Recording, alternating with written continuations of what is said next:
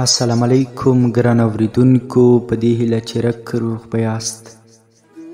یو ځل بیا هم ستاسې په درانه حضور کې له بېلتون نه وروسته د ناول له 12مې برخې سره حاضر شوم، په دې هیله چې تر پایه مې ملتیا وکړئ. د تېرې برخې وروستي لفظونه: زویه، که پوه شې چې څوک او د چا لور مې درته کړې، نو بیا به دې له خوښۍ خوله سره نه راټولېږي. سمه جنتي حوره مې درته کړې. اصغر خپلې سترګې په هغه کې ورګنډلې وې او غوږونه یې څک نیولي وه.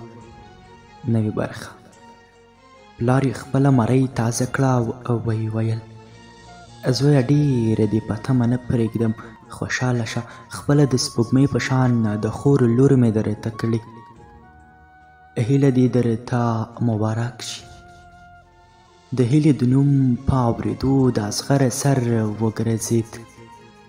نړۍ پرې ټوله توره تم شوه، له خولې یې تېرې کړکې راووتلې او خپل ګریوان یې کې لاس واچوه، تر لمنې یې څیرې کړ. د پلار انډیوالان، د مسجد امام او سپین ږیري په دې حالت ډېره حیران شول. پلار یې د خپلو ملګرو په منځ کې خپل ځان ډېر کم احساس کړ او وشرمېده. اصغر په چیغو ورته وویل: تا زما ژوند تباه کړ، ته پلار نه یې، ته ظالم یې، ته ډېر یو بې رحمه انسان یې. تا د څو کسانو هیلو، ارمانونو، ژوند او زندګۍ ته اور واچوه. اصغر نور هیڅ خپل ځان ته نه پوهېده. هر څه چې خولې ته راتلل ویل به یې، آخر یې ځمکې هم ځای نه ورکولو او په تورتم کې په منډو شو. خو چېرته او څنګه دا معلومه نه وه. د پلار خبرې یې په غوږونو کې د اسرافیل د وحشتناکې شپېلۍ په شان انګازې جوړې کړې وې. آخر یې په خپۍ تیږه بنده شوه او پر مخې پر ځمکه راولوېده. له خولې یې زګیروي ووتل. نمجنې سترګې یې د اسمان په لور واړولې، چیغې یې کړې: خدایه، ولې ما څه ګناه کړې وه چې دومره لویه سزا دې راکړه؟ ولې دې ژوندون ووژلم؟ اوس به زه په بې وفا یادېږم. للمه دا هر څه نشي زغملی. خدایه، مخکې له دې چې هغه خبر شي، په ما احسان وکړه. اسرائیل راولېږه، روح مې واخله. یا الله، که بنده ظالم شو نو ته خو ظالم نه یې که نه؟ زما او د للمې دعاګانې څه شوې؟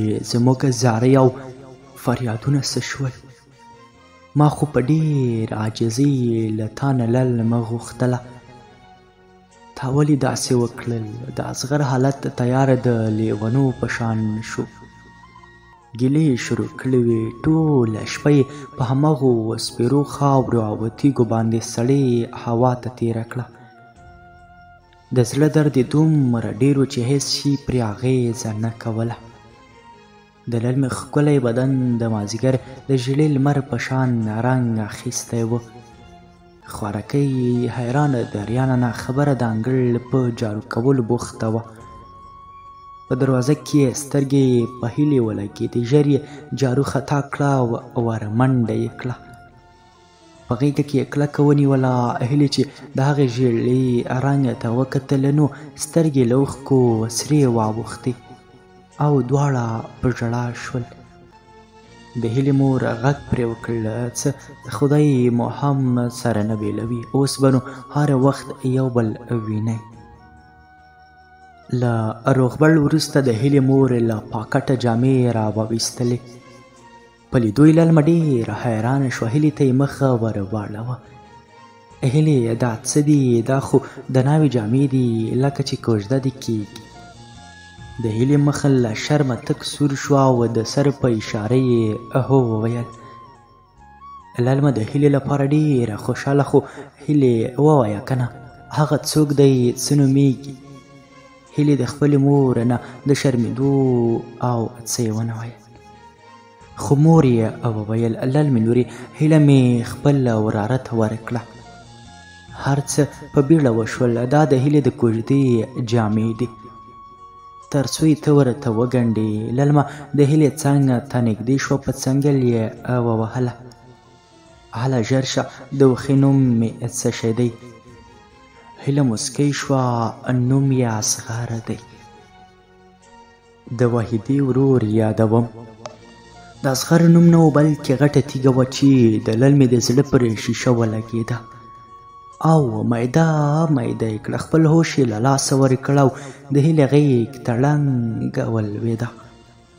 هیلې په غیږ کې ټینګ ونیوله او پرې یې چیغې کړې چې داسې یو ناڅاپه څه در باندې وشول. له سترګو یې اوښکې لکه د باران په شان د للمې پر مخ او غاړې ور ولوېدې. خو هیله له دې کله خبره وه چې د للمې نه یې مینه اخیستې. د کوم چا لپاره یې چې للمه ساه اخلي او له غمه یې ځواني خاورې رې کړې، هغه اصغر دی. 2 ورځې بعد د کوژدې نیټه اعلان شو. د للمې له حاله خدای ښه خبر و. د سترګو اوښکې د یوې ثانیې لپاره هم نه وچېدې. خپل ټول ژوند یې بایللی و، مګر بیا هم د هیلې لپاره خپل میده او ټوټې زړه راټول کړ او په زخمي زړه یې د هغې لپاره د کوژدې جامې جوړې کړې. هغه جامې چې خوبونه یې للمې لیدلې وه او د پوره کېدو لپاره یې تل لاسونه لپه کړي وه. د کوژدې په ورځ هیلې خپلې 2 سترګې دروازې ته نیولې وې چې کله به للمه راسي. له شاوخوا یې نجونې تاوې خو هغې چاته د سینګار اجازه نه ورکوله. هیلې غوښتل چې د ناویتوب سینګار یې للمه وکړي، مګر للمې کله د دې توان نه درلوده. د موسیقۍ انګازو یې سم په زړه غشي ورول. د اصغر د جدایي غمونو لکه د خزان د ونې په شان کړه. د موسیقۍ او د خوښۍ د نغمو له شوره یې ژر په خپلو غوږونو کې ګوتې کېښودې، مګر بېهوشۍ په خپل زخم سره هغې ته په خپله غېږه کې پناه ورکړه او د دې هر څه له اورېدو او لیدو خلاصه یې کړه. مور او پلار یې سخت ورته ژړل چې یودم یې په لور څه وشول. د للمې حالت په روغتونونو کې ډاکټرانو هم وارخطا کړل. بس یو سیروم یې ترې لرې کاوه او بل یې ورته بنداوه. 2 لاسونو کې سیرومونه چالان و. مور یې د لمانځه په وسیلې سره رب ته زارۍ او دعاګانې کولې. شپې 10 بجې کېدونکې وې چې للمې سترګې پرانیستې. د سترګو له کونجونو یې اوښکو د بالښت په لور لیکې جوړې کړې وې. لا یې هم باور یې نه راتله چې د ارمانونو او خوبونه او د مینې جونګړی یې له منځه تللی او اصغر یې له لاسه ورکړی. له اصغره پرته تیاره او نامعلومه برخلیک په سرو سترګو ژړوله. للمه اوس هغه پخوانۍ للمه نه وه. د هر څه په مقابل کې بې تفاوته وه. هېڅ شی ورته ارزښت نه درلوده، لکه د یوې بې روحې مجسمې په شان شوې وه. خبرې، خندا، خوړل، څکل، ښه ګرځېدل، هر څه ترې پاتې شول. له سترګو یې خوبونه ورک شول. په ښکلې ځوانۍ د بېلتون شمال ولګېد. تک ژېړ رنګ چې شونډې، ډنګر او خوار وجود، سترګې به یې تل نمجنې او سرې سترګې وې. په ښوونځي کې غیر حاضري سمه ډېره شوې وه. د ادارې او ښوونکو لخوا ورته څو ځلې لیکونه راغلل. هیله به یې هم تل پوښتنې ته تلاله او راتلله. للمې به د خپلې خولې او خبرو ډېر خیال ساته چې هیله په کوم څه شک ونه کړي. د مور او پلار به ټینګار للمه نن د ښوونځي د تلو نیت وکړ. اصغر به د تل په څېر روزانه د للمې په تمه د دروازې په مخ کې ولاړ و. هغه هم د للمې په شان د ژوند له لارو چارو او د پوهنتون نه پاتې و. ډېرو غمونو او فکرونو یې بدن نړولی و. د للمې د بېلتون له غمه یې په وجود ته تش هډوکي تر سترګو کېدل. دا چې للمه زغره ونه ویني نو ځان یې کلک په پړوني کې پټ کړه او د نجونو په منځ کې روانه شوه. خو اصغره د للمې غمونو د مریضۍ په بستر اچولی و. په ښوونځي کې ټولو شاګردانو او استادانو د للمې نه د هغې د صحت پوښتنه وکړه، مګر د اصغر خور د وجدان د ملامتیا نه دا جرأت پیدا نه کړ چې د للمې په مخ کې ودرېږي او د حال پوښتنه یې وکړي. د رخصتۍ په وخت کې للمې بیا په پړوني کې کلک ځان راونغاړلو. د لارو او کوڅو هرې لوري ته به یې ژر ژر نظر ځغلاوه. بلې کوڅې ته پر تاوېدو هکه حیرانه ودرېده. زړه یې سستي پیدا کړه او سخت په درزېدو شو. للمې ژر خپل مخ پټ کړه او قدمونه یې ګړندي کړل. خو اصغر پرې غږ وکړ، دا چې مخ دې رانه پټ کړی نو ته فکر کوې چې وبه دې نه پېژنم؟ زه ستا دا د زرکې رفتار پېژنم. ته په ستورو کې روښانه سپوږمۍ یې، ته څنګه د خپل اصغر نه مخ پټوی شي؟ للمې قسم درته خورم چې د هر څه په ما په زور راتپل شوي دي. زه آن خبر هم نه وم. زه بې ګناه لکه د قربانۍ د مال په شان قربان شوم. بیا خو ته هم د همدې ټولنې یو ځل چې یو څوک د چا په نوم شي نو بیا تر مرګي پورې د هغه عزت او مسؤلیت جوړ شي. ستا به زما نه ګیله راځي. للمې په داسې حال کې خبرې ور پرې کړې چې اوښکې د یوه بل پسې بېواره څاتې دي. اصغره، زه له تا نه ګیله نه لرم او نه تا ملامتوم، او د دې ټولنې په هر یو رواج او دود هم خبره یم. زه له تا سره په مینه کولو کې هیڅ پښیمانه نه یم. همدا به مو تقدیر و، هسې هم شړۍ د شال سره کله پیوند نه خوري. ستا لپاره ډېره خوشحاله یم چې د هیلې په شان د ژوند ملګري دې نصیب شوه. د نړۍ ټولې خوښۍ او نیکمرغۍ دې ستا په نصیب شي.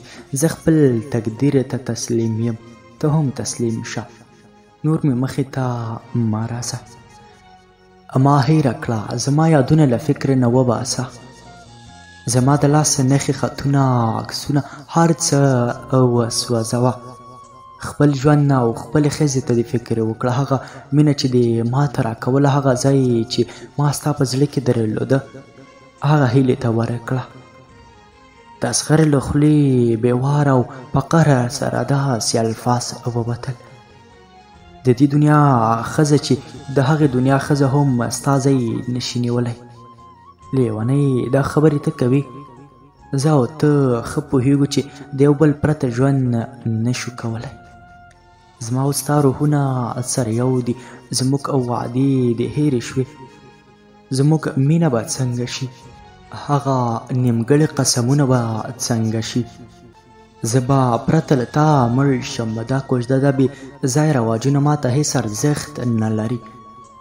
قسم درته خورم چې تر اوسه مې د هیلې د ټیکري پیسکه هم نه ده لیدلې. زه ستا زغر وم او بل تل به یمه. لیونۍ، ته ما څنګه هېروی چې دا کار د دواړو لپاره ناممکن دی. غوږ شه، هیله اوس زما پښتو او غیرت دی او ته مې مینه و ننګ یې. زه به هم د خپل غیرت او پښتو سره ته رسوم او هم به خپله مینه سره ته رسوم. که ته له ما مخ واړوې زه لیونی کېږم. دا د هېرېدو خبرې نورې نو څه دي؟ زه ځان، دا نړۍ، د دې نړۍ هر څه هېروی شم، خو لیونی زه کله تا هم نشم هېرولی. سمه ده، ستا زړه مات شوی، ما هم درد لیدلی، خو زه به دا مات زړه بیرته جوړ کړم او د دې درد درمان به پیدا کړم.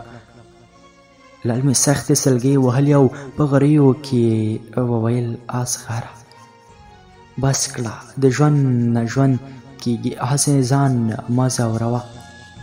صبر وکړه، هیله به تا ته ډېره مینه درکړي. هسې هم هغه پښتو کې ستا او ستا د کورنۍ لایقه ده. د للمې مړی د ژړا نه خاپ شو او نور یې له خولې یوه کلمه هم نه وتله او په څنګ ترې روانه شوه. اصغر د شا نه پرې غږ وکړ: للمې، که په تا مړ هم شم درنه نه تېرېږم. ته صرف زما یې، که تا زه پرېښودم بیا به زه دا نړۍ درته پرېږدم. په دې خبرو د للمې زړه نور هم درد واخیست او په سلګیو کې ترې کور ته ننوتله.